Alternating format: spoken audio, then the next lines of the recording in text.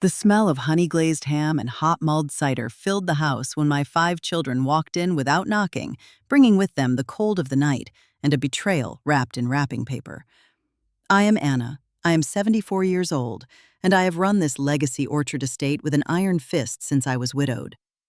They think my silence is senility, but they ignore that a fox may lose its hair but never its tricks. I always imagined that loneliness would have the sound of the wind beating against the large windows of the main living room, or perhaps the creaking of old wood on stormy nights. I never thought loneliness would sound like the engines of 3 luxury SUVs parking on the gravel of my driveway in the dead of Christmas Eve. I was in the kitchen, finishing the glaze on the ham with that plum and clove recipe my mother taught me half a century ago. My hands, though spotted by age and the estate sun, didn't tremble as they held the ladle. I felt strong, useful, ready to welcome the cavalry of grandkids and daughters-in-law who were supposedly coming to celebrate the birth of the Lord. But when I stepped into the foyer, drying my hands on my embroidered apron, I didn't see children running, nor did I hear Christmas carols. It was just them, my 5 children. Robert, the eldest, in his impeccable suit that always fits a little too tight around the collar. Lucy, staring at the ceiling with that calculating look she gets when she walks into an expensive boutique. Stephen, nervously jingling his car keys, and the twins Claire and Margaret, whispering to each other without daring to meet my eyes. They didn't bring gifts. They brought suitcases, and they weren't theirs, Mom. Robert said, adopting that fake, measured tone he uses when he wants to sell a bad idea to a client. We need to talk. Please sit down. I remained standing. In my own house, I decide when to sit. Dinner is almost ready, I said, ignoring the cheap luggage they had dumped by the solid oak door. Where are the kids? The kids are with their other grandparents, or at home. Lucy cut in, running a finger over non-existent dust on a mahogany console. Tonight is for sorting out adult matters, Mom. It's for your own good. The phrase, for your own good, has always been the prelude to the worst atrocities in the history of this family. I felt a chill crawl from my ankles up to the base of my neck, a cold that had absolutely nothing to do with the December weather. Robert pulled a glossy brochure from his jacket. It featured pictures of smiling elderly people playing dominoes in a generic garden. We've made a decision together as the united siblings that we are, he continued, stepping closer but keeping a safe distance, as if I were some unpredictable animal. This estate is too big for you, Anna. It's dangerous. You're all alone out here in the woods, far from hospitals, far from us. I am not alone, I replied, my voice sounding far calmer than I actually felt. I have the foreman, the people from town who work the land. They are employees, Mom. Stephen exploded, with the impatience of someone in a rush to leave. They aren't family. Look, we already paid the first month. It's the Serene Rest Assisted Living Facility. I mean, it's the best place in the state. They have 24-hour nurses, activities. People your age, old people, Margaret corrected in a whisper I pretended not to hear. We brought your bags, Claire said, pointing to the luggage. We packed some of your clothes the last time we came, when you said you were feeling tired, remember? Of course I remembered. They had come 2 weeks ago, supposedly to visit me, but they spent the whole time roaming the halls, opening closets, and eyeing my jewelry. I thought they were looking for keepsakes. Now I understood they were taking inventory. And dinner? I asked, feeling an almost scientific curiosity to see just how deep their nerve ran. We'll eat it here tomorrow, while we organize things around the house, Robert said, his eyes involuntarily drifting toward the oil painting of my late husband hanging above the fireplace, and then toward the display cabinets housing the family silver. You're leaving right now with Stephen and Lucy. It's better this way, Mom. No drama. Tomorrow we'll come see you at the facility to wish you a Merry Christmas. The plan was perfect in their greedy little minds. Drag me out of my house on Christmas Eve under the guise of safety, commit me that very night so I couldn't protest and return the next day, Christmas Day, to divide the loot. They would keep the Blackwood estate with its hundreds of acres of prime orchards, the colonial manor, the antique furniture, everything my husband and I had built with blood, sweat, and tears. I looked around. The living room was warm, lit by the tree I had decorated myself with hand-blown glass ornaments older than my children. The scent of pine and beeswax mixed with the aroma of the food that would go to waste or worse, that they would devour, while celebrating their victory over the stubborn old woman. Any other woman would have started crying, would have screamed, would have reminded them of the feverish nights I spent sitting by their beds, the college tuitions paid for by the harvest, the loans I took out for their weddings, the whims I catered to. I would have begged for mercy, appealing to the Christmas spirit. But I am Anna, and my name is no accident. I have always known how to cure the blights of this land, whether they be pests in the orchards or parasites in the family. "All right," I said. The silence that followed my words was absolute. Robert blinked, utterly confused by the lack of resistance. Lucy stopped pawing at a porcelain statuette. "What did you say?" Stephen asked. I said, "All right, you're right. I'm old. My knees ache when the weather turns, and this house has too many stairs. Maybe it is time to rest." I watched their shoulders drop. They exchanged poorly concealed looks of triumph. "It was easier than we thought," their eyes said. They underestimated me. They have always underestimated me. They think that because I wear a wool cardigan and spend my days in the garden, my brain has dried up like a dead leaf. Don't they know that whoever knows how to manage a harvest knows exactly when to prune the rotting branches? "I'll go get my coat and my purse," I announced, turning toward the stairs. "I'll go with you, Mom," Claire offered with that fake solicitude that made me nauseous. "No." My voice cracked like a whip, and she stopped dead in her tracks. "I want to say goodbye to my room, alone. Grant me at least that 1 minute of dignity." I climbed the wooden stairs with a steady step, feeling their stairs drilling into my back. Every step was a memory. Here is where Robert fell and chipped a tooth. Over there is where my husband used to sit and read the paper. This house was my skin, my history. I walked into my bedroom and closed the door softly. I didn't turn on the overhead light, just the small lamp on the nightstand. The room looked strange, stripped of its soul, even though at first glance it seemed normal. I walked over to my dresser. I didn't look for photos or rosaries or embroidered handkerchiefs. I opened the secret false bottom of the drawer, the one my husband taught me how to use 40 years ago. I pulled out the only thing that truly mattered to me in that moment. The heavy iron master ring of skeleton keys. They were heavy antique keys that opened everything from the main gates to the storage barns and the wall safe hidden in the library. I weighed them in my hand. They were cold and hard, just like the decision I had made weeks ago when I accidentally overheard Robert on the phone with a real estate agent. "Yeah, the old lady won't last long out here. The land is worth millions for a boutique resort," he had said. That day, something in my mother's heart broke forever, and in its place, a military strategist was born. I looked at myself in the full-length mirror. I saw a woman with white hair, pulled back into a flawless bun, wearing a gray wool dress, with dark eyes that held not a single tear. I wasn't going to cry. Crying is for people who don't have a plan. I had something much better than tears. I had a notarized deed, signed, sealed, and executed 3 days ago. I grabbed my handbag, where I had already stashed my personal documents and my blood pressure medication. I didn't need to pack anything else.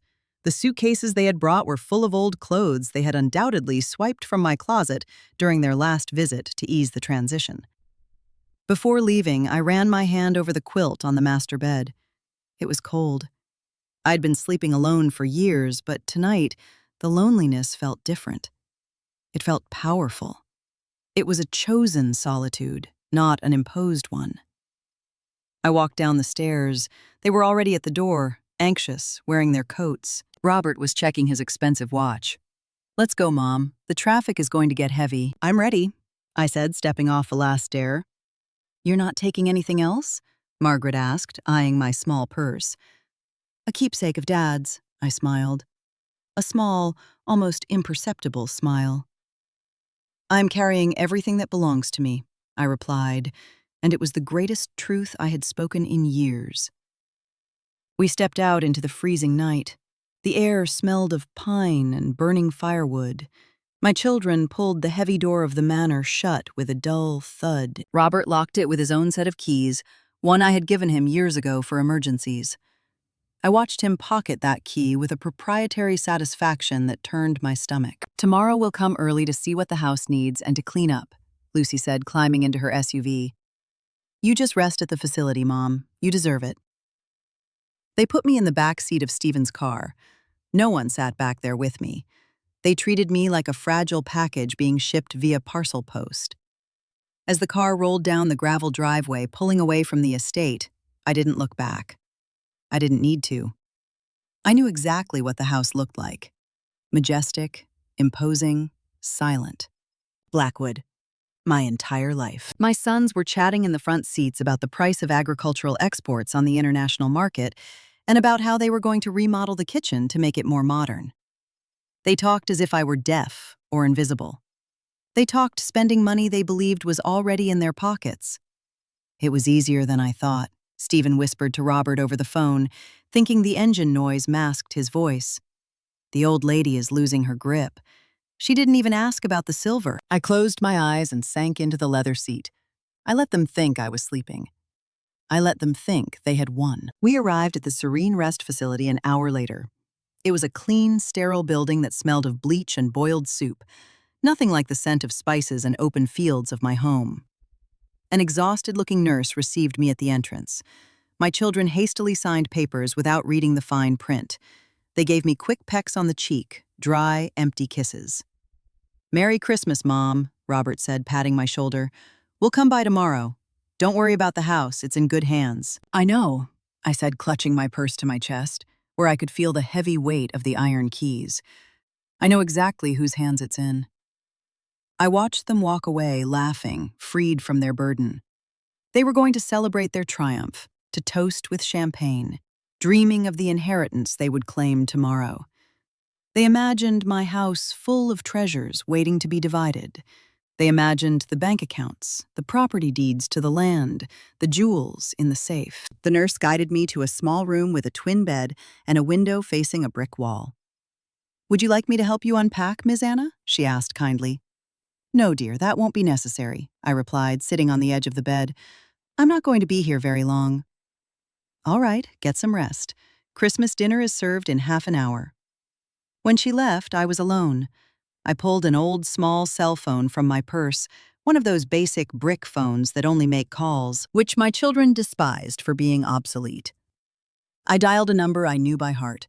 "Hello?" a gruff voice answered on the other end. "Arthur, it's Anna." "Ma'am, Merry Christmas. Did something happen?" "No, Arthur, everything went exactly according to plan. I'm at the facility. They just left." "Perfect, boss. The truck's finished pulling out an hour ago. The house is exactly as you ordered." "And the storage barns?" "Empty, ma'am, down to the very last crate.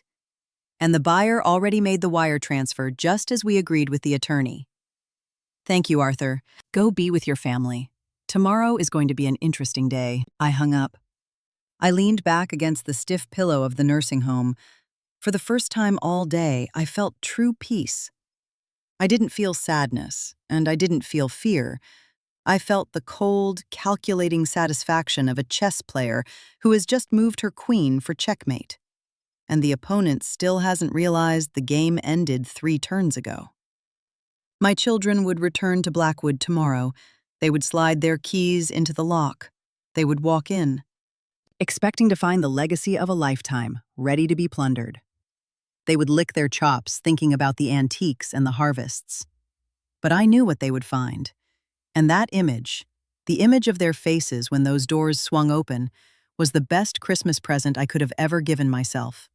Tomorrow, the real lesson would begin. The light of Christmas morning didn't filter in golden and warm the way it did in my bedroom at the estate, dancing through the branches of the orchards and the linen curtains. Here in room 104 of the Serene Rest facility, the light was white, cold, and artificial, creeping through a poorly closed plastic blind. I woke up before any alarm could sound. My biological clock tuned over decades to the crowing of roosters and the crack of dawn over the fields. Doesn't understand forced retirements or holidays. I sat up in the narrow bed on scratchy sheets that smelled of industrial chlorine and looked around. A particle board wardrobe, an empty nightstand, and a plastic chair.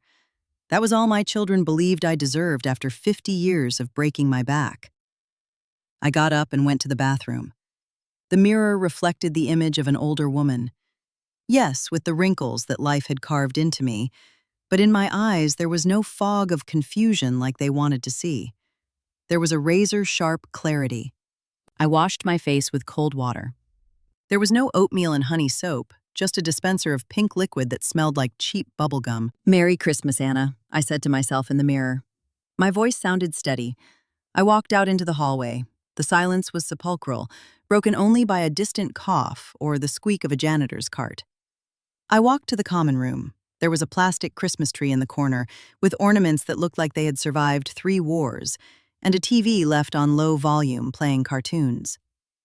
I walked over to a large window overlooking the parking lot. It was empty. My kids would be waking up right about now. Maybe hungover. Definitely anxious. They would be getting ready to head to Blackwood, rubbing their hands together, dreaming of carving up my life. I went back to my room and locked the door. It was time to check my real inventory, not the bag of old clothes they had packed for me, but the one I carried in my black leather purse, the one I never let go of. I sat in the chair, pulled out my ledger, a worn-out old moleskin, and my obsolete cell phone. I turned the device on. I had 3 text messages from Arthur, my trusted foreman, my right hand, and probably the only loyal man left in my life, besides my late husband. Message 1, 2 a.m. The moving trucks arrived safely at the rented warehouse in the city. All the fine furniture is secured. Message 2, 3:15 a.m. The keys to the silos and the main house were left on the kitchen counter. Just like you said, not a single crate left. Message 3:06 a.m. God bless you, boss. Let me know when you want me to come pick you up. I sighed, feeling a wave of relief untangle the knots in my back. Arthur had delivered. But the most important part was still pending. I opened the banking app on the phone. My kids laughed at my old phone. They called it a brick. But they never noticed it was an encrypted model I used for international agricultural export transactions. They actually thought I kept my cash under a mattress or in cookie jars. I punched in my passcode. The screen flickered for a second due to the building's terrible reception, and then displayed the balance. I counted the zeros. 1, 2, 3 times. There it was, the full payment for this year's advance harvest and the next. The deposit from the auction house for the French antiques, the colonial silver, the recognized oil paintings, and the jewelry I didn't wear daily. And the biggest chunk, the initial payment for the sale of the 10-year land exploitation rights to a foreign agricultural cooperative. The number was obscene. It was enough to buy this entire nursing home, demolish it, and build a luxury resort. And I'd still have enough left over to travel the world 3 times. My children thought they were inheriting a gold mine. What they didn't know was that the mine had already been stripped bare, and the gold was right here, digitized and secure, locked behind the fingerprint of an old woman they considered senile. I closed the app and put the phone away. I felt powerful. It wasn't the kind of power that comes from barking orders. It was the quiet power of someone holding absolute control over the board, while everyone else walks blindly off a cliff. Ms. Anna, a young nurse with a face that screamed lack of sleep, opened the door without knocking. "It's time for breakfast. Come on, your oatmeal is getting cold." She looked at me with that specific brand of condescension young people reserve for the elderly and toddlers. She spoke slowly, over-enunciating every syllable. "I'm coming, sweetheart," I replied, deliberately hunching my back a little and shuffling my feet. I pulled my gray wool cardigan tight. The nurse nodded, visibly pleased by my docility. "That's a good girl. Today we have red Jell-O because it's Christmas. Doesn't that sound yummy?" "Yes, so yummy," I repeated, hiding a wicked smirk. If she only knew I had honey-glazed ham last night, and that I could buy her yearly salary with what was currently sitting in my handbag. I shuffled down to the dining room. As I forced down that tasteless paste they called oatmeal, my mind drifted back to the exact moment I decided to do this. It wasn't a one-day decision. It was the drop that spilled the glass, but the glass had been filling up for years. I remembered Christmas 3 years ago. I had caught a brutal flu, borderline pneumonia. I was bedridden, incredibly weak. My children came over, yes, but they didn't bring soup or medicine or comfort. Robert brought a lawyer so I could sign a power of attorney, just in case anything happened. Lucy tried on my fur coats in front of my bedroom mirror while I hacked up my lungs. Stephen complained that the estate's Wi-Fi was too slow to stream his shows. That day, I realized I wasn't a mother to them anymore. I was a depreciating asset. I was an obstacle standing between them and the money. But the final blow was the conversation I overheard a month ago. They were out on the terrace, assuming I was taking a nap. "The old lady won't survive another winter," Robert had said, puffing on one of those expensive cigars he buys using my credit cards. "The upkeep on this estate is highway robbery. If we sell it off in parcels, we triple our money." "But Mom loves this house," Claire had said, though she didn't sound very convinced. "Mom doesn't even know what she loves anymore," Lucy cut in, her voice freezing cold. "Sometimes she calls me by Auntie's name. She's losing her mind. We'd be doing her a favor putting her in a home. They'll take care of her there, and we can finally move forward." Move forward. That was the phrase. They wanted to move forward over my dead body, or at least over my forced confinement. It hurt. God knows it hurt, as if they had ripped my arm right out of its socket. I cried that night in silence, biting my pillow so as not to wake the ghosts of the house. But by dawn, the pain had calcified into something far more useful: cold, hard fury. And fury, when mixed with the intellect of a businesswoman, is highly volatile fuel. I decided that if they wanted to move forward, I would gladly pave the road. If they thought I was crazy, I would give them the most lucid madness of their lives. If they wanted the house, I would let them have it. But only the shell. "Is the oatmeal good, Grandma?" An old man sitting across from me asked. He had a vacant stare and a food stain on his shirt. "It's delicious," I lied. "Say, do you have kids?" The man smiled, revealing poorly fitted dentures. "Oh, yes, 3 very good ones. They haven't come today. They must be busy, but they always say they'll come tomorrow." I felt a knot tighten in my throat. Tomorrow. The white lie that keeps us alive in places like this. "Of course they will," I told him, gently patting his wrinkled hand. "I'm sure they'll come tomorrow." But mine wouldn't come tomorrow. Mine were heading to the estate today. I glanced at the wall clock in the dining hall. It was 10 a.m. I did the math. They would have left the city by 8 o'clock. Christmas traffic is light in the morning. They had to be just about hitting the dirt turnoff that leads up to Blackwood. I closed my eyes and visualized the scene. The 3 luxury SUVs kicking up dust on the road. Robert in the lead, feeling like the lord of the manor. The new king of the valley. Lucy touching up her makeup in the rearview mirror. The twins plotting which master bedroom they would each claim. Stephen calculating how much they could squeeze out of the crop acreage. They would arrive at the main gate and find it wide open. How careless of the old bat, Robert would think. The staff has no respect anymore. They would drive into the central courtyard, past the stone fountain that had been singing with water for 100 years. They would park their cars on the gravel, right in the exact spot where they had loaded me up like cattle the night before. They would step out with their empty gift boxes ready to fill them up. Robert would pull out that key he pocketed with such immense pride. He would slide it into the lock of the carved oak door. He would turn it. The door would swing open with the groan of well-oiled hinges, and then the echo. The unmistakable hollow sound of an empty house. There would be no Persian rugs to muffle their footsteps. There would be no mahogany consoles in the foyer. There would be no landscape paintings on the walls, just the pale, rectangular outlines in the paint where they used to hang. They would run into the empty living room, into the empty dining room, into the deserted kitchen. Not a single copper pot, not a ladle, not even the honey-glazed ham I left half-finished. I actually ate that myself last night before they arrived, and I fed the scraps to the foreman's hunting dog. They would sprint up the stairs, panic starting to claw at their throats. They would burst into the bedrooms, unmade beds, stripped bare mattresses or no mattresses at all, closets thrown wide open and gutted. And finally, they would run to the library. Robert would rip the fake painting off the wall to get to the safe. He would find the safe already unlocked. Inside, there would be no cash, no jewelry, no land deeds.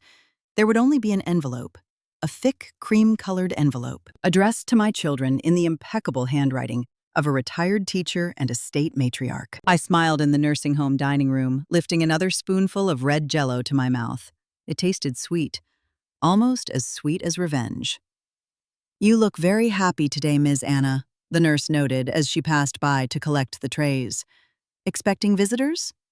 "No, sweetheart," I replied, dabbing my mouth with a paper napkin. "I'm not expecting anyone, but I do believe my phone is going to ring very, very soon."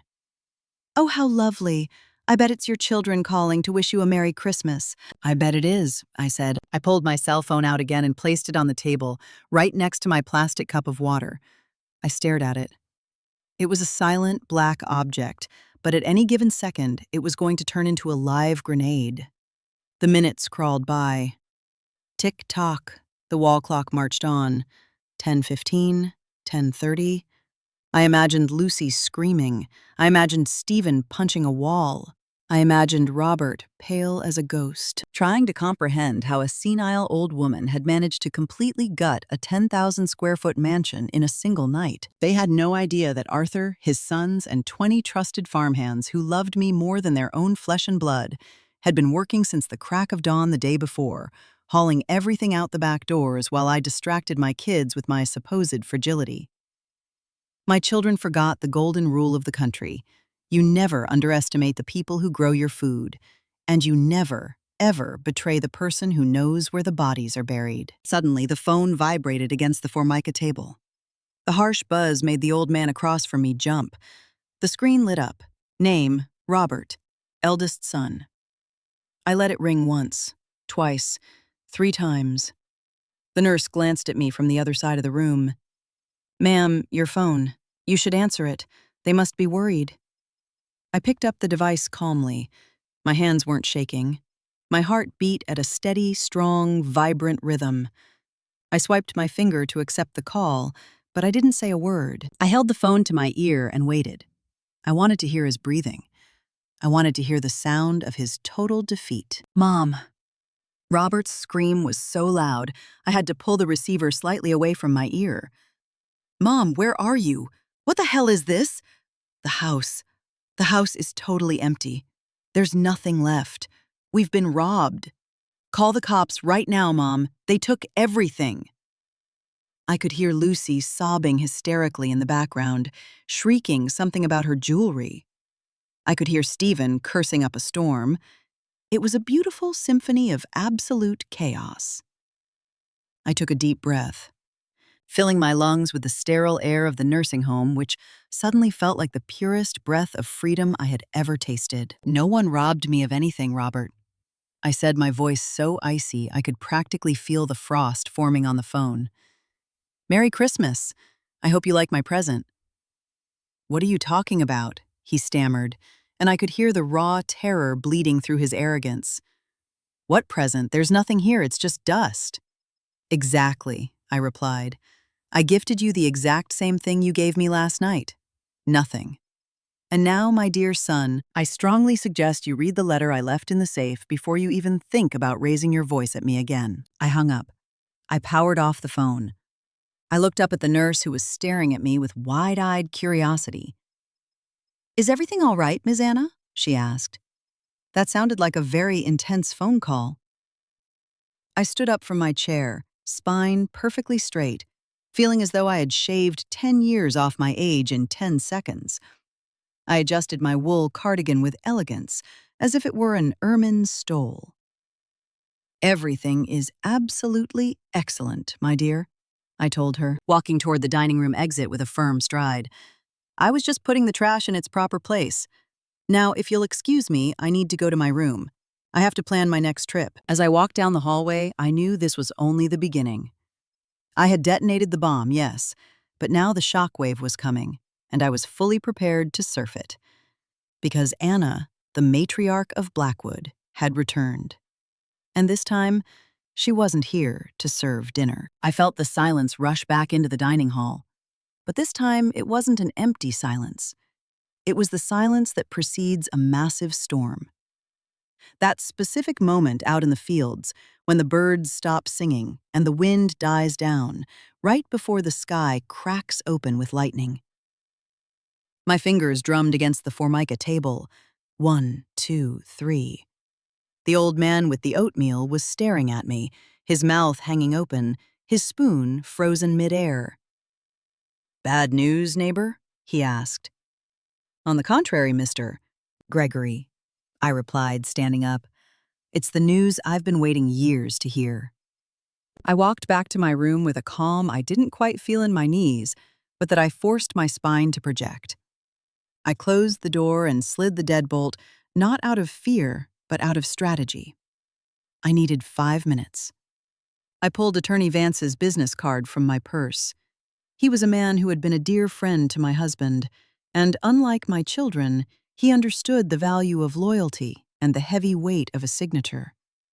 I dialed his personal cell. He answered on the second ring, despite it being Christmas Day. "Anna, did they figure it out?" "Al, they just walked into the house." "How did they react?" "Like hyenas who just had their carcass stolen," I said, looking out the window toward the parking lot. "Robert was screaming like he was being flayed alive. They're going to come straight here. Figure they'll arrive in 40 minutes, assuming they don't kill themselves on the highway." "Everything is bulletproof, Anna.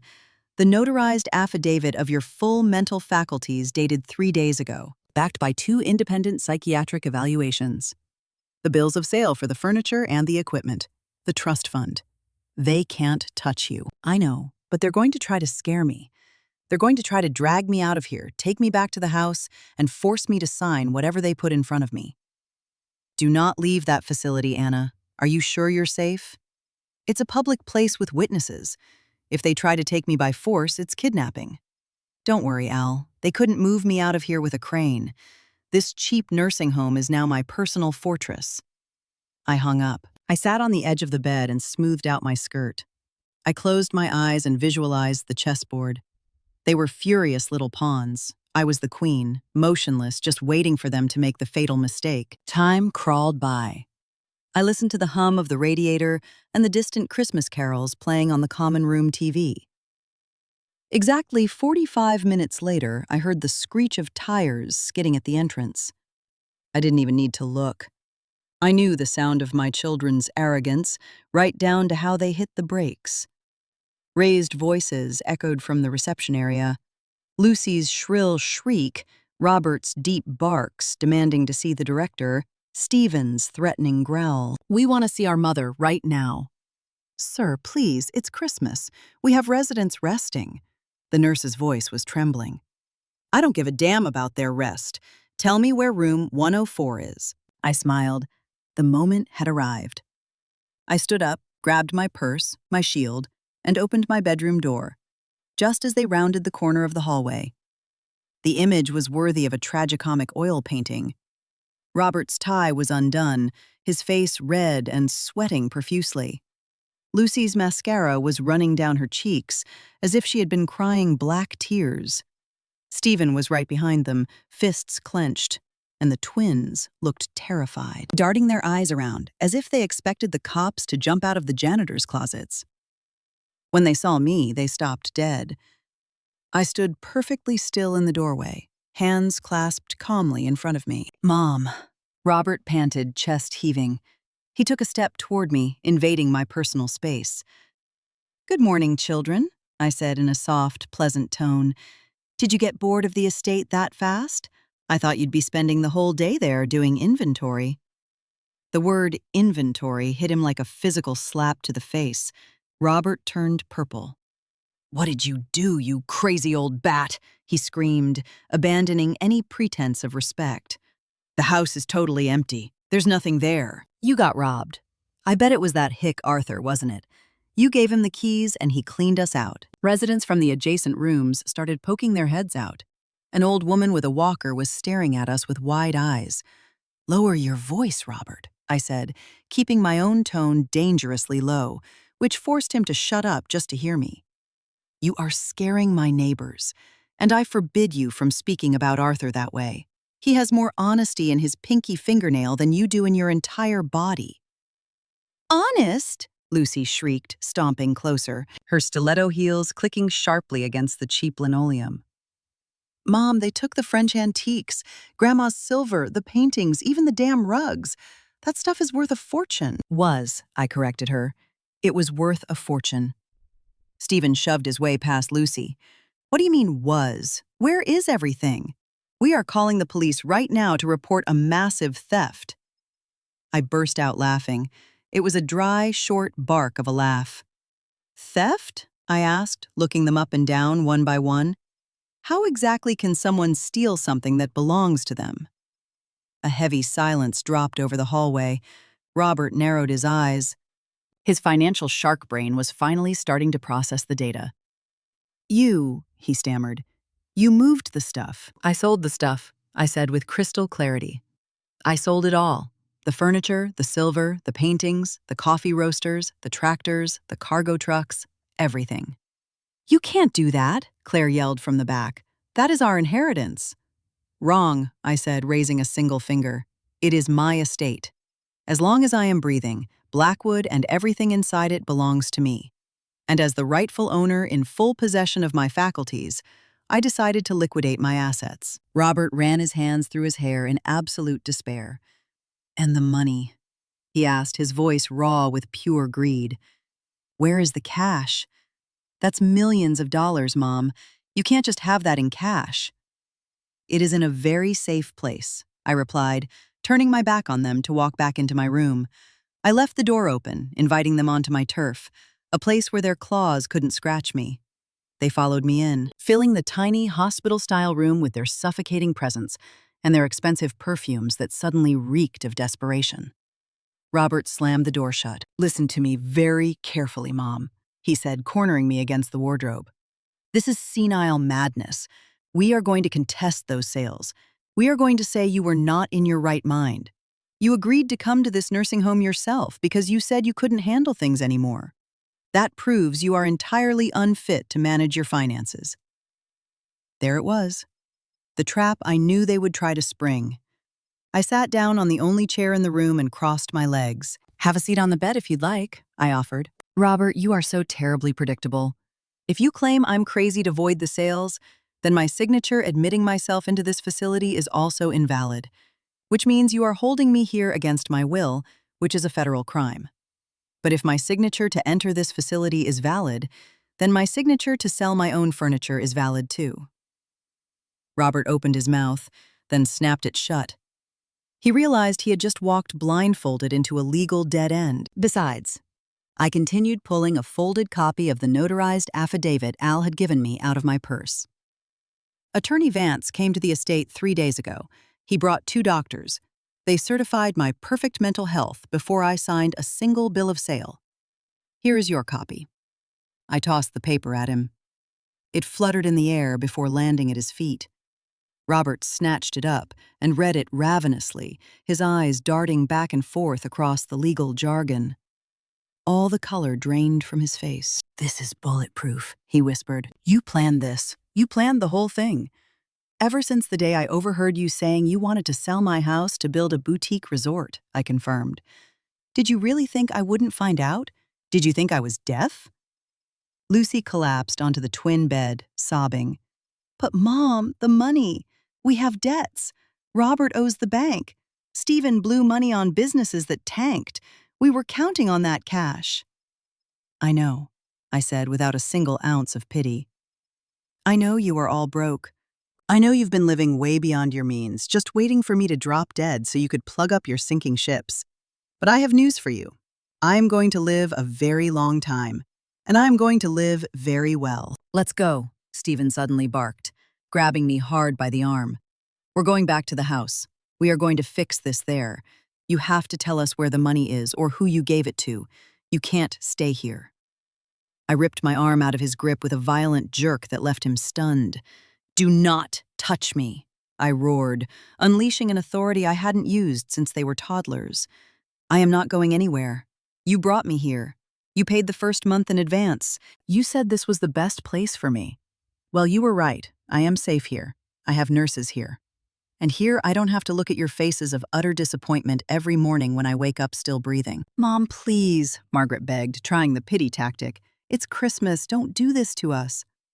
I didn't do anything to you, I replied, softening my voice just a fraction, only so the final blow would cut that much deeper.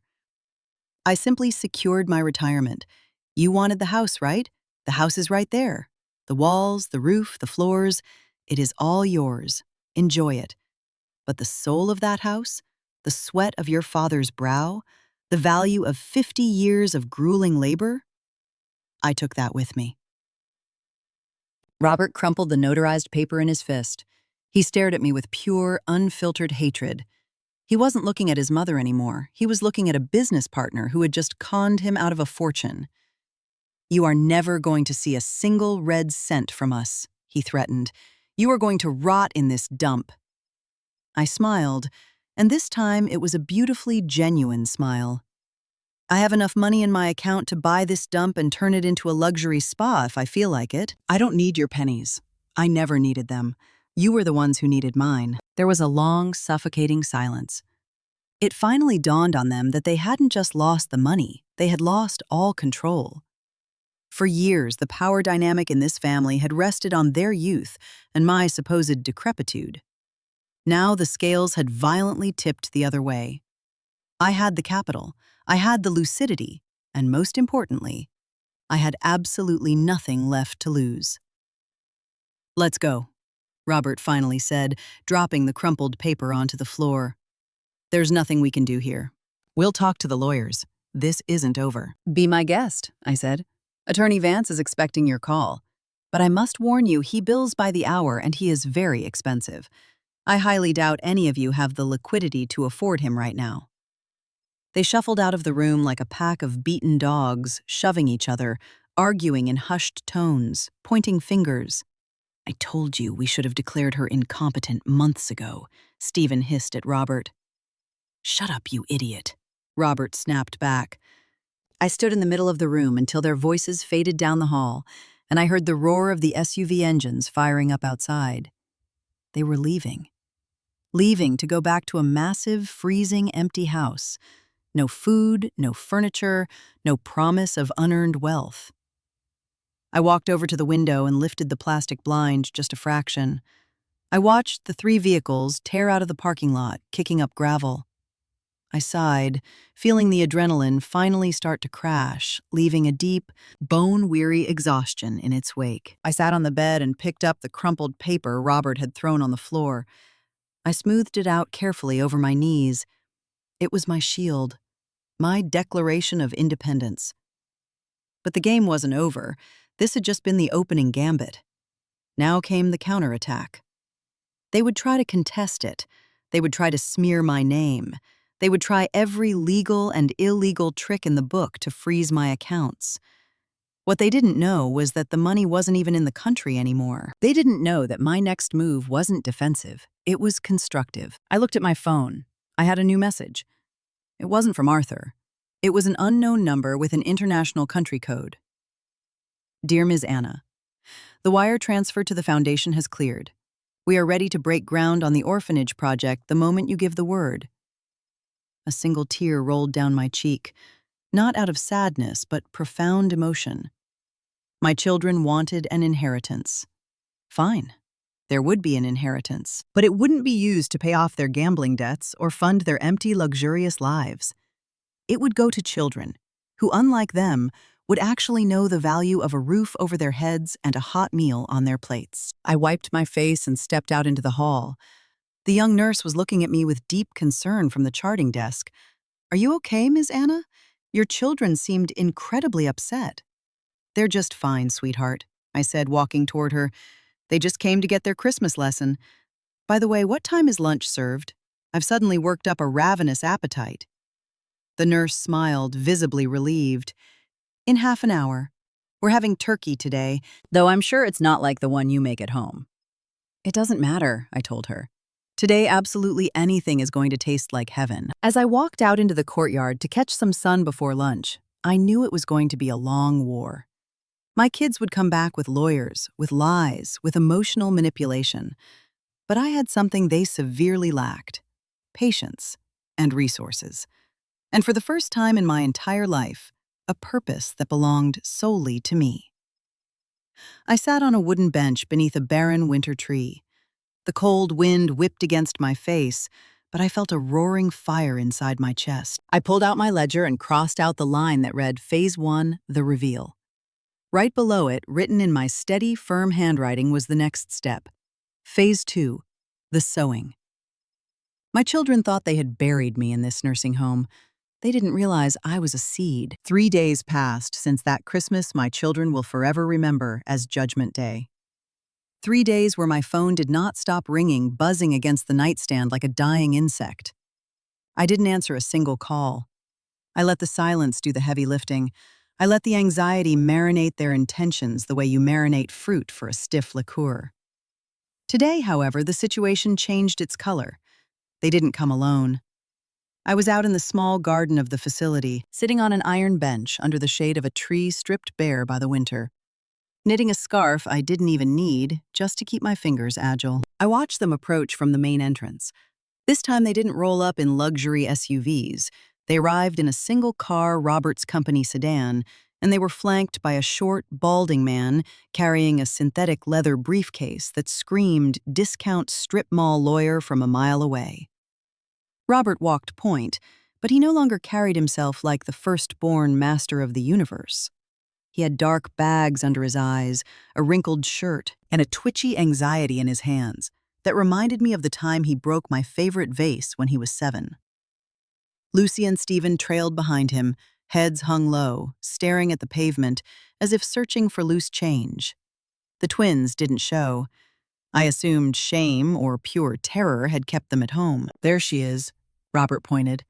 The lawyer nodded, wiping sweat from his forehead with a dingy handkerchief. I stayed perfectly still, counting the stitches on my needles.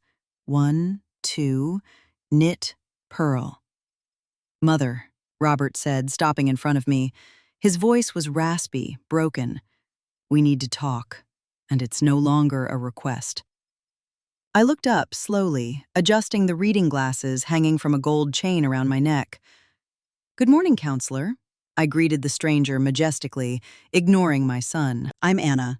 I assume you're here to collect a debt because my children have a terrible habit of owing money to absolutely everyone." The lawyer cleared his throat, shifting uncomfortably. "Ms. Anna, I am Attorney Gibson. Your children have retained me to mediate this rather distressing family and legal situation." "Distressing?" I let out a short chuckle. "I am doing marvelously, counselor. I have a roof over my head, hot food, and nurses on call. The ones who seem to be in distress are them." Robert took a step forward, his patience snapping. "Drop the act, Mom. We went to the bank. We tried to freeze the estate accounts, citing suspicious activity. And do you know what they told us? That there are no accounts. That you closed all of them." "Of course I closed them," I replied calmly, resting my knitting needles on my lap. "What kind of estate manager leaves open accounts tied to a property she no longer owns?" "The money," Stephen interjected, his eyes bloodshot. "That's millions of dollars, Mom. That money can't just vanish into thin air. The branch manager told us there were international wire transfers. That is capital flight. You can go to federal prison for that." I looked at Stephen with profound pity. He was always the most impulsive one, the one who never bothered to read the fine print of life. "Son, that money is mine. It was earned with the sweat of my brow from the land I worked while you all slept in until noon. I can set it on fire in a barrel if I feel like it." "No, ma'am, you cannot," Attorney Gibson interrupted, popping open his briefcase and pulling out a thick stack of papers. "Ma'am, I hold here a petition for emergency conservatorship. Your children allege that you are squandering the family estate due to mental instability brought on by advanced age. If you do not tell us exactly where that money is and sign this power of attorney granting your son Robert control over the remaining assets, we will file this before a judge tomorrow morning. You will be declared legally incompetent, ma'am. The money will revert back to them regardless, but you will spend the rest of your days locked in a state psychiatric ward. Not in a nice private facility like this one." The threat hung heavy in the freezing morning air. It was a filthy, vile move, the absolute lowest card a child could ever play against their own mother. I looked at Lucy. She looked away, entirely incapable of meeting my gaze. She knew this was pure evil, but her greed was vastly stronger than her conscience. "Is that what you want?" I asked, my voice dropping to a dangerous register. To lock me in a madhouse so you can rob me blind? It's for your own good, Mom, Robert said, repeating his favorite little mantra, though this time his chin was trembling. You don't know what you're doing. You're giving away our entire future. I sighed deeply. I stood up from the bench, leaning heavily on my carved wooden cane, not because I needed it, but because it gave me an air of total authority. Very well, I said. If we are going to talk about the law and hard realities, let's speak clearly. Sit down. Nobody moved. I said, sit down, I barked, using the exact tone I used to command the harvest crews. They obeyed instantly, collapsing onto the opposite bench like scolded toddlers. The lawyer remained standing, looking entirely unsure of himself. I reached into my knitting bag. I didn't pull out yarn. I pulled out a blue plastic folder. Attorney Gibson, I said, flipping the folder open. Before you go filing that petition for conservatorship, you might want to take a look at this. I handed him a document. He took it suspiciously. What is this? It is a solvency report, I explained, staring dead into Robert's eyes. A report of moral and financial solvency. You see, counselor, my children claim I am squandering the estate. But right here, I have hard proof that Robert owes $300,000 to some very unsavory loan sharks to cover his underground poker and sports betting debts. Robert turned the color of wet chalk. How? He stammered. I have friends everywhere, son. Arthur has a cousin who works collections for those exact people. I know they gave you until the end of the year to pay up, which means you have exactly 4 days left. That explains the rush, doesn't it? That's why you tried to commit me on Christmas Eve? It wasn't about my safety. It was about your kneecaps. What are they going to break first if you default? The lawyer stared at Robert in shock. Robert swallowed hard, completely mute. And Lucy, I continued, pulling out another sheet of paper. My darling high society daughter, you have 3 separate mortgages on your house. You secured the last one by forging your husband's signature. If he finds out, he will divorce you and leave you out on the street. You desperately needed your cut of the inheritance to plug that hole before his firm's annual audit. Lucy broke down sobbing, burying her perfectly manicured face in her hands. Mom, please. And you, Stephen, I said, pointing my cane at the youngest. You are simply a fool who dumped everything into crypto scams. You owe money on the very shirt on your back. I snapped the folder shut with a loud crack. So, Attorney Gibson, if you walk into a courtroom and tell a judge that I am crazy, I will walk before that exact same judge and prove that my children are desperate, defaulting debtors attempting to extort their elderly mother to pay off their vices. And I have a notarized affidavit proving my perfect mental health, signed by 2 forensic psychiatrists just 3 days ago. Who do you think is going to win? The lawyer slowly clicked his briefcase shut. He took a massive step backward, distancing himself from my kids, as if they had a highly contagious disease. Mr. Robert, you failed to mention anything about gambling debts or preemptive psychiatric evaluations. She's lying, Robert screamed, but his voice was nothing but a thread of pure desperation. She's lying. I never lie about money, Robert. You of all people know that best, I said. And for the very first time, I felt a sharp pang of agony in my chest. Not for myself, but for seeing what the children I had nursed had mutated into. They were empty shells filled to the brim with fear and greed. Mom. Robert dropped to his knees on the dead winter grass. The lawyer was gone. The threats were gone. His dignity was gone. There was only a terrified little boy left. Mom, please, they're going to kill me. If I don't pay, they are going to kill me. You have the money. We know you do. Help us. I am begging you. We'll get you out of here right now. We'll take you back to the estate. We will treat you like an absolute queen, but please, pay the debt. Lucy joined him, dropping to her knees and grabbing the hem of my skirt. Mom, I'm going to lose my house. My kids, your grandchildren, they're going to be out on the street. I looked down at them. They were pathetic. They were my children, my own flesh and blood, and they were begging me to save them from the fires they had set themselves, using the very firewood they had tried to steal from me. Get up, I said, my voice dripping with ice. Have a little dignity. We are in a public place. They scrambled to their feet, sniffling, staring at me with that blind, idiotic hope of children who believe mommy can fix absolutely anything. "You are right about one thing," I said, smoothing out my cardigan. "I do have the money. The sale of Blackwood, the industrial equipment, the future harvests, and the antiques. It all amounted to a figure that none of you could even count without losing track." Their eyes lit up. They saw salvation. They saw the blank check. "But there is one small detail," I continued, watching their smiles instantly falter. "That money no longer exists as cash." "What?" Stephen gasped. "Did you hide it? Did you bury it?" "No, I planted it." I pulled out my smartphone and opened an email I had received just that morning. I held it out to the lawyer, knowing my kids were too stupid to grasp the legal jargon. "Read the header, counselor. Out loud, if you please." Attorney Gibson adjusted his glasses and read, "Establishment of the Irrevocable Trust, the Anna Foundation for Rural Development and Child Welfare, International Bank of Zurich." My children turned to stone. The word irrevocable floated between us like a death sentence. What does that mean?" Lucy asked, her voice trembling violently. "It means, ma'am," the lawyer explained, a distinct tone of professional admiration creeping into his voice, "that your mother no longer owns the money. The capital belongs to a legal entity, a foundation. And because it is an irrevocable trust, it cannot be undone. Neither she, nor you, nor any judge in this country can touch that principle. It is entirely bulletproof." "Exactly," I said, putting my phone away. "Everything I made from the sale of Blackwood was transferred to this foundation yesterday. Its sole purpose is to build rural schools, orphanages, and provide full-ride scholarships for the children of farm workers who want to study agriculture." "No!" Robert screamed, grabbing his head with both hands. "You couldn't have done that. That is our money. That is our inheritance."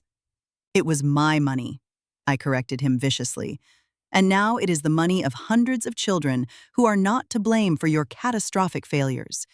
You had every single opportunity handed to you on a silver platter. You had the best private schools, the best doctors, European vacations, luxury cars, fully paid weddings, and you squandered every last drop of it. You turned it all into crippling debt and hollow appearances." I stepped closer to Robert. He was weeping openly now, an ugly, loud, pathetic wail of an utterly defeated man. "You wanted an inheritance, didn't you? Well, I left you the greatest inheritance a mother could possibly give, the absolute necessity to get a job." "You ruined us," Lucy shrieked. "You are a monster. No mother does this to her kids." "A mother who actually loves her children does not allow them to be blood-sucking parasites until they are 50 years old," I fired back. "I have been an accomplice to your utter uselessness for far too long. I covered your tracks. I paid for your whims. And look at the result. 3 vultures circling, just waiting for their mother to die so they can pick her bones clean. Well, the ride is over. The tap is shut off. The well is dry." Stephen slammed his fist into the trunk of the tree over and over until his knuckles split open. "So what the hell are we supposed to do?" he yelled, staring at his bleeding hand. "What the hell are we going to do?" "Work," I said, plain and simple. "Sell your luxury cars. Sell the mansions you can't afford. Move into tiny apartments. Learn how to cook your own meals. Learn how to ride the city bus. Learn what a single dollar is actually worth." The lawyer snapped his briefcase shut. "Ms. Anna, I believe my presence here is no longer required. The document you showed me is definitive. There isn't a judge on earth who would touch an international charitable trust.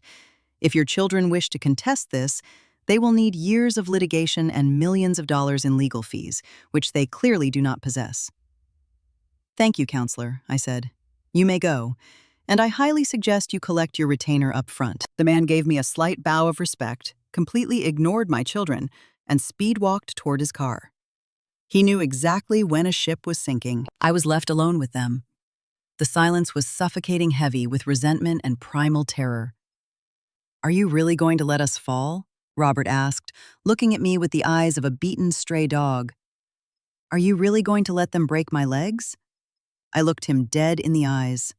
The exact same eyes I saw open for the very first time 48 years ago. My soul ached. Every single maternal fiber in my body screamed in agony. I wanted to pull out my checkbook. I wanted to save him. I wanted to pull him into my arms and tell him everything was going to be okay. But I knew that if I did, I would damn him for the rest of his life. If I saved him now, he would never stop being a helpless, dependent child. "I am not going to give you a dime, Robert," I said, and my voice did not shake. "But I will give you a piece of advice that is worth far more. Arthur needs field hands for the harvest up at his brother's farm in the Panhandle. It is brutal, back-breaking work from sunup to sundown. The pay is garbage, but they provide a bunk and 3 hot meals a day. And loan sharks don't usually go looking for people deep in the orchards. If you want to disappear for a while and actually do an honest day's work, I can make a phone call." Robert stared at me in total disbelief. "You're offering me a job as a ditch digger?" "I am offering you an honest way to survive and hide. Take it or leave it." Robert dropped his head. He knew he had 0 options left. His pride was dead and buried. Now only the raw instinct of survival remained. "Make the call," he whispered. I turned to Lucy and Stephen. "I don't have any job offers for you two, but I do have a warning. If you ever set foot in this facility again to scream at me or demand a single thing, I will call the police, and I will hand them the blue folder. Do we understand each other?" They nodded, defeated, destroyed. "Now get out of my sight," I said, sitting back down on my bench and picking up my knitting needles. "It's time for my occupational therapy, and I don't want to be late." I watched them drag themselves back to Robert's sedan. They walked hunched over as if they were carrying the weight of the entire world on their shoulders, and in a way they were. They were carrying the crushing weight of reality, the exact reality I had shielded them from for decades. When the car started up and disappeared through the front gates, I finally let out the breath I had been holding. My hands began to shake violently. It wasn't easy. God knows it wasn't easy, watching your own flesh and blood suffer. But sometimes the most agonizing surgery is the only thing that will save the patient's life. "Ms. Anna?" The nurse's voice pulled me from my thoughts. She was holding a tray with a glass of orange juice. "Is everything okay? That looked like a very intense meeting." I took the glass with profound gratitude. "Everything is excellent, sweetheart. I was just pruning the dead branches so the tree can grow again." "Oh, that's nice. By the way, you have a phone call at the front desk. It's international. They said it's from the foundation." I smiled. The lingering sadness evaporated instantly, replaced by the high-voltage adrenaline of the future. "I'll be right there," I said, standing up with entirely renewed energy. My kids thought my life was ending in this nursing home. They had no idea I was just kicking off my second youth. I walked toward the main building, leaving behind the garden, the iron bench, and the pathetic image of my defeated children. I wasn't looking at the past anymore.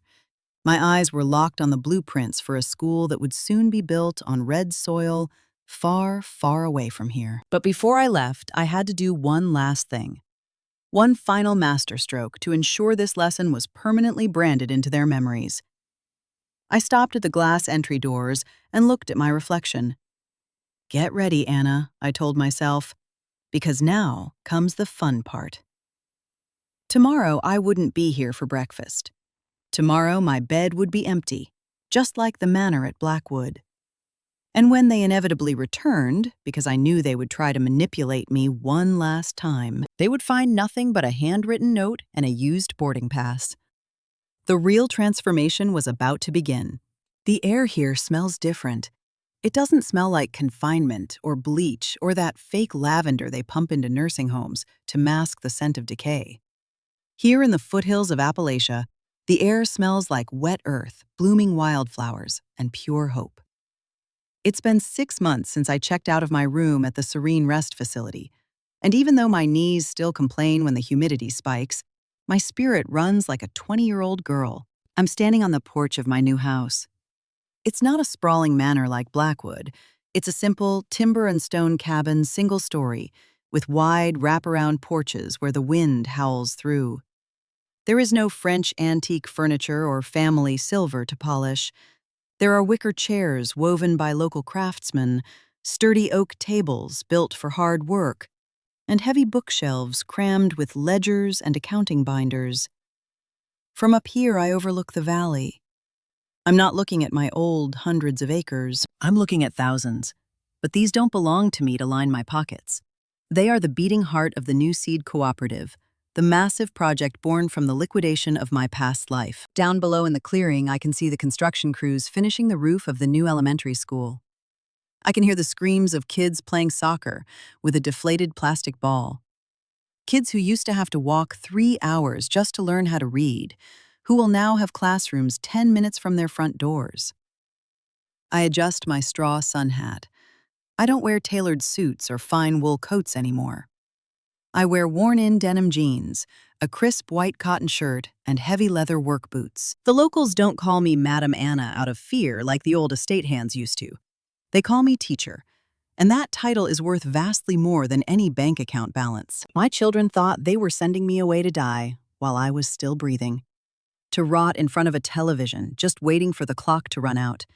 They had no idea they were giving me the exact final push I needed to fulfill the dream my husband and I shared when we were young, long before money and comfort distracted us.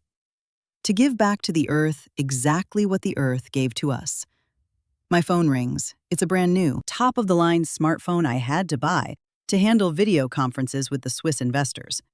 But the caller ID doesn't show a banker. It's Arthur. "Morning, boss." His fiercely loyal voice rumbles on the other end. "Good morning, Arthur. How are things up north?" "Good, teacher. The harvest is moving along. But I'm calling to give you the monthly report on the interns."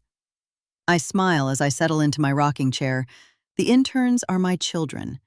That was the ironclad condition I laid out through Attorney Vance when they came crawling back for help 4 months ago, right when the water was breaching their lower lips. I didn't give them a dime. I gave them opportunities, but they had to start from the absolute bottom. "Tell me," I say, taking a sip of black coffee brewed from my own cooperative's beans. "Well, look, Robert cried a lot at first. His hands were completely covered in blisters by the end of week 1. He complained about the sun, the slop we feed him, the mosquitoes.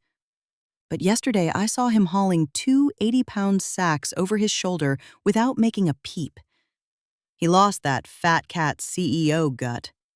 He's skinny, burned to a crisp by the sun, but he looks like a real man now, if you don't mind me saying. He already paid off half his debt with the sweat off his back, plus the matching funds you set up in the emergency trust, strictly conditional on his labor." I close my eyes and visualize my firstborn, the boy who thought he owned the damn world, breaking his back under the boiling sun. It hurts. Of course it hurts.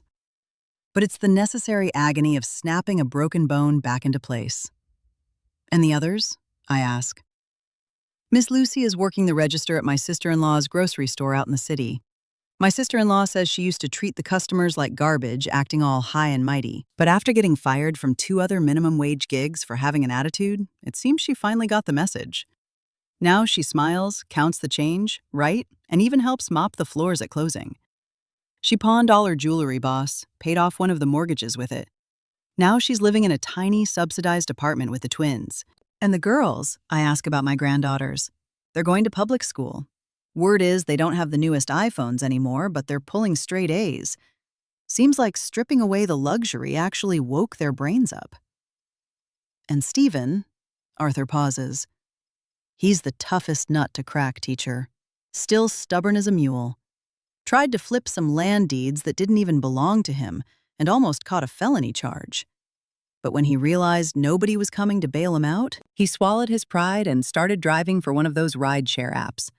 Says it's humiliating, but hey, at least he's eating." I sigh. Not every tree bears fruit in the same season. Some take a lot longer to bloom. Thank you, Arthur. Keep a close eye on them. Make sure they have a roof and food in their bellies. But do not give them a single penny for luxuries. If they get sick, buy them medicine. If they're starving, feed them. But if they ask for a cash loan, you tell them Anna's bank is permanently closed. Loud and clear, boss. By the way, Robert asked about you. Oh, what did he say? He asked if he could come see you someday. Not to ask for a handout, just to see you. A massive knot forms in my throat. For the very first time in years, Robert wants to see his mother, not his personal ATM. You tell him that when his hands have as many calluses as mine do, And when his debt is paid off, down to the very last red cent, then he can come have a cup of coffee with me. Not a single day before. We hang up. I stare at the phone for a long moment. Toughness is a form of love that very few people understand. But it is the only kind that saves a life when kindness has mutated into pure poison. My children were rotting from the inside out, killed by convenience. I had to be the scalpel that cut out the infection, even if it made my own heart bleed to do it. I stand up and walk down toward the school. Today is a massive day. Today we are inaugurating the community soup kitchen. As I hike down the dirt trail, I cross paths with Martha, a woman exactly my age who has lived in this valley her entire life. She doesn't have millions in an offshore account, but she possesses a deep, ancient wisdom I am only just now recovering. "Teacher," she waves at me, "the big cast-iron pots just got here. We're making venison stew for the whole county." "I'm on my way, Martha. Save me a spot to chop onions," I yell back. I arrive at the construction site. The chaos is absolutely beautiful. There is life here. There is purpose. A pack of kids comes sprinting toward me. Among them is Mikey, an 8-year-old boy who lost his parents in a tractor accident 2 years ago. He wraps his arms around my legs with a force that almost knocks me into the dirt. "Grandma Anna," he yells, "look at my new boots." I bend down, my joints, screaming in protest, but I don't care to inspect his heavy leather work boots, perfect miniature replicas of my own. I bought them for him with my very first paycheck as director of the foundation. "They are gorgeous, buddy. Now you can hike through the woods without twisting an ankle." Mikey looks up at me with those massive, shining dark eyes. "When I grow up, I'm going to be the boss of all this, just like you, and I'm going to take care of all the old folks. I won't ever lock them away." The pure, uncut innocence of his words pierces right through my chest. He doesn't know my whole story, but children have a terrifying radar for hidden truths. I ruffle his messy hair. "I sure hope so, my sweet boy. I sure hope so." I walk into the mess hall. The smell of roasted spices, simmering broth, and fresh-baked cornbread wraps around me like a heavy blanket. It's the exact same smell my kitchen at Blackwood used to have. But here, absolutely nothing goes to waste. Here, every single plate of food is a violent victory against starvation. I tie my apron on. I am not the wealthy owner supervising from an ivory tower anymore. I am just another link in the chain. I peel potatoes. I stir the massive vats of rice. I pour pitchers of iced tea. As I work, I think about loneliness. That specific loneliness my children condemned me to on that freezing Christmas Eve. They thought loneliness meant being away from your blood relatives. They were dead wrong. True loneliness is being surrounded by people who only love you for what you can give them. Here, surrounded by total strangers who don't share a single drop of my blood, I feel vastly more accompanied than I did during every single Christmas of the last decade combined. At noon, we take a break. The hall is packed to the rafters. I see mothers feeding their kids. I see the elders of the town sharing tables and laughing with the roughneck construction workers. I sit in a quiet corner with my bowl of stew. I pull my phone out and open the picture Arthur texted me. It's a blurry, secretly taken photo. It shows Robert sitting on a tree stump eating a plate of beans and cornbread, staring blankly out at the horizon. He looks exhausted, filthy, aged, but he looks real. "I'm sorry, son," I think to myself. "I'm sorry I didn't teach you this decades ago.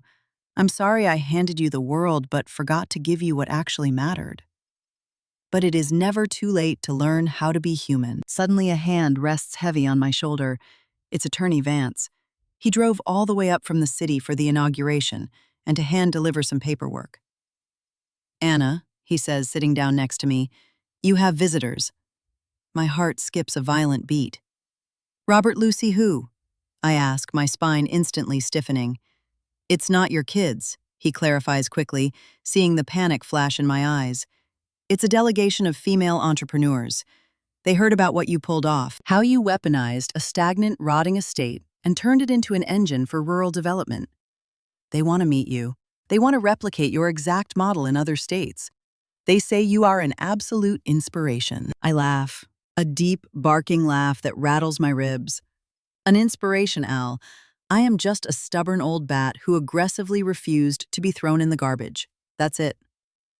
Sometimes that is more than enough to change the world, Vance replies with a grin. By the way, they dropped this off for you at the firm this morning. He hands me a small, crumpled envelope. The handwriting on the front is childish. No, it's not childish. It's the handwriting of a man who is relearning how to hold a pen, or someone writing with severely blistered, broken hands. I tear the envelope open. It's a piece of ripped notebook paper. Mom. I don't know if you'll even read this. Arthur told me you're doing okay. I just wanted to tell you that coffee tastes entirely different when you're the one picking the beans. I never knew how heavy a burlap sack really was. I never knew how much a single dollar actually cost in blood. I hated your guts that Christmas. I hated you when you gutted the house. But last night, sleeping on a lumpy cot in the barracks, I had a dream about Dad. And he wasn't looking at me with total disgust the way I always imagined he would. He was smiling. I am not asking you for a dime. I am only asking you not to die just yet. Hold on a little longer. I want that when we finally see each other again, you don't see the parasite you raised, but the man I am desperately trying to become. Thank you for the lesson, even if it hurts like pure hell. Robert. A single tear drops onto the paper, smearing the cheap blue ink. It is the very first tear I have shed since this entire nightmare began, but it isn't born of sorrow. It is pure, unadulterated relief. The surgery was a success. The patient is finally stabilizing. I fold the letter carefully and tuck it into my shirt pocket right over my heart. I stand up from the table. The entrepreneurs are waiting for me. The kids are waiting for me. The harvest is waiting for me. I am 75 years old, and I feel like my life is barely on chapter 1. I step out into the blazing midday sun. The valley is glowing a violent, brilliant green. My children thought they were stealing my home. They thought they were stripping me of my dignity. They thought that by locking me in a cage, they could snuff out my fire. Poor idiotic fools. They had no idea that women like us, women who have birthed and raised and buried women who have loved fiercely and lost heavily, we do not burn out. We simply reinvent ourselves. I am not some discarded old woman wasting away in a nursing home. I am Anna. I am the earth. I am the seed. And I am the calloused hand that cultivates it. And as long as I have the strength in my bones to stand up, I will keep planting. Because the absolute best revenge is not destroying your enemy. It is blooming so incredibly high and so incredibly strong that your shadow provides them shelter when they finally realize that you cannot eat money. I look toward the north, up to where my children are finally learning how to survive. And I send them a silent, heavy blessing. Learn well, my boys, I whisper into the howling wind. Because someday all of this will belong to you. But this time it won't be a handout. It will be a prize. I turn my back to the wind and march down into the fields where the future is already sprouting bright and crimson under the bleeding sun of my brand new life.